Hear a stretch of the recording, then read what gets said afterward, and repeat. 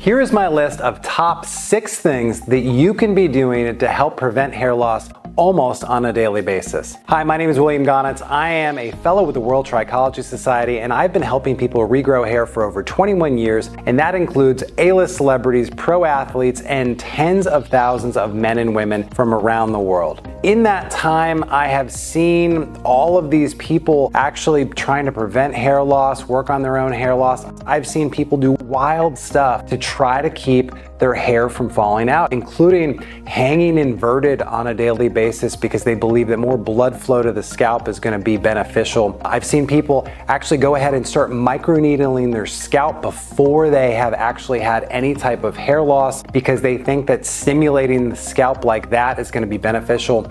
Or even so far as to just straight up stop washing your hair for extended periods of time because they think that's going to help. But those items are not recommended, and realistically there is a list of 6 things that I believe would be the most beneficial to prevent hair loss, because when you're doing something proactively to prevent hair loss, you are going to actually maintain the fullest and thickest head of hair. Because once you've lost hair and you're trying to regrow it, it's really hard to get back to where you started. Usually in any hair regrowth situation, you're never going to get back to the fullest, thickest head of hair possible, except under extraordinary circumstances. And I'm actually going to give you a little bonus at the end of this video to show you how you can monitor your own shedding on a daily basis to proactively understand if you're beginning to lose hair. So here's my list. Now, my number 1 on this list is to prevent genetic hair loss. Genetics is the only reason for hair loss that actually is unavoidable, because DHT is pre-programmed into your genes, into a particular area of your scalp, that if you have genetic hair loss, the highest probability is that you will lose hair at some point. You can do things to help prevent it or slow the progress of it so that you might not lose hair until well into your 80s or possibly your 60s or your 70s. Most people who are experiencing early onset male or female pattern loss is actually because there's another aggravating factor that's making the genetics worse. So you can prevent the genetics by doing something like taking a supplement that contains saw palmetto, stinging nettle, pygeum, and other immune support items like lactobacillus acidophilus, a natural prebiotic like chicory root, and in some cases an immune enhancement product like grapefruit seed extract. My recommendation for that is Advanced Trichology DHT blocker with immune support. You can actually preemptively take 1 in the morning and 1 at night with food and really kind of just protect the genetic aspect of your hair loss if you are not experiencing hair loss from genetics yet. Number 2 is to make sure that your blood levels of key nutrients are good, because if you keep your nutrient level at a really optimal level, you're going to prevent nutritional hair loss. And nutritional hair loss is the most widespread reason for hair loss worldwide. Now, nutritional hair loss revolves around 5 key nutrients. 1, vitamin D3, 2, zinc, 3, ferritin, 4, folate, and 5, B12. If you get blood tests for those particular nutrients, realistically, you just want those in the middle. The bottom line is if you're in the middle of the range, you are going to have an overall stable condition the vast majority of the time. I do have key levels of blood nutrients if needed, which are down in the description. If those are low, any of them, you should be supplementing to get those blood levels into the optimal range. For example, if your vitamin D3 is, say, 20 nanograms per milliliter, you need to get that up to 60 nanograms per milliliter to actually prevent hair loss. So that is number 2. Number 3 is eating correctly for your blood type. There are 4 different blood types, and you want to be eating in accordance to your blood type, because when you're trying to diet specifically for your hair, you are an individual. There is a diet called Eating Correctly for the Blood Type, which I have seen in the clinic for the last 15 years actually be the best diet for hair growth and hair loss purposes. So if you preemptively eat correctly for your blood type, it is going to optimize your body for the lowest amount of inflammation and the highest nutrient load for your particular genetics. A couple little tidbits in that scenario. O blood types should avoid gluten and sugar.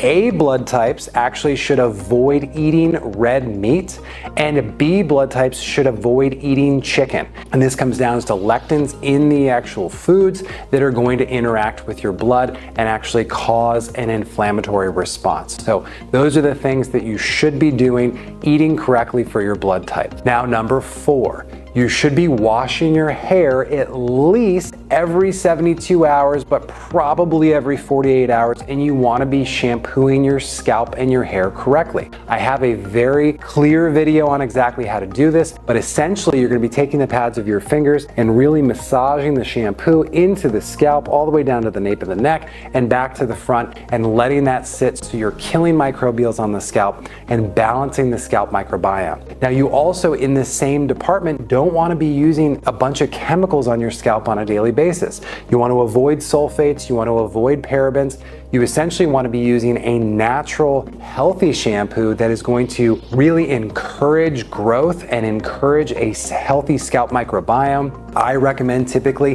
the hair stem shampoo and hair stem conditioner in these cases.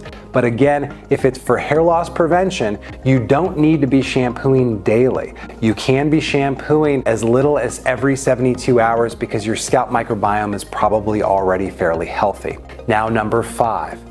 Get sleep. People in today's day and age, including myself, oftentimes will sacrifice sleep because we've got stuff to do. And when you sacrifice sleep even a couple hours per week, you end up compromising your immune state, you increase cortisol, you decrease your body's ability to detoxify regularly, and when you create this ripple effect, you end up having to basically try to get back that sleep that you didn't get. But that's almost impossible. So the idea is that if you can get regular sleep on a nightly basis, it is going to encourage the proper ability for your digestive tract to actually process nutrients correctly and decrease inflammation, because sleep has a direct influence on digestion and can actually cause constipation and leaky gut in certain circumstances. And realistically too, when your body's detoxifying on a regular basis, it is going to improve all of the immune functions in your body and allow for proper healthy hair growth. In Chinese medicine, liver detoxification and kidney detoxification is at the top of the list when you're trying to actually rehabilitate your hair, so you can head this off by getting the proper amount of sleep. And 7 hours or more is the optimal level for a typical human over the age of 18 years old. And number 6, minimize the amount of medications or completely eliminate medications from your daily routine. Medications including anti-anxiety meds, cholesterol meds, blood pressure meds, blood thinners, these all have a negative influence on your hair. So if you need them, obviously go ahead and make sure that you're using them. But if you can change your lifestyle and proactively not have to take those medications, then you will be better off for it and your hair will be better off for it.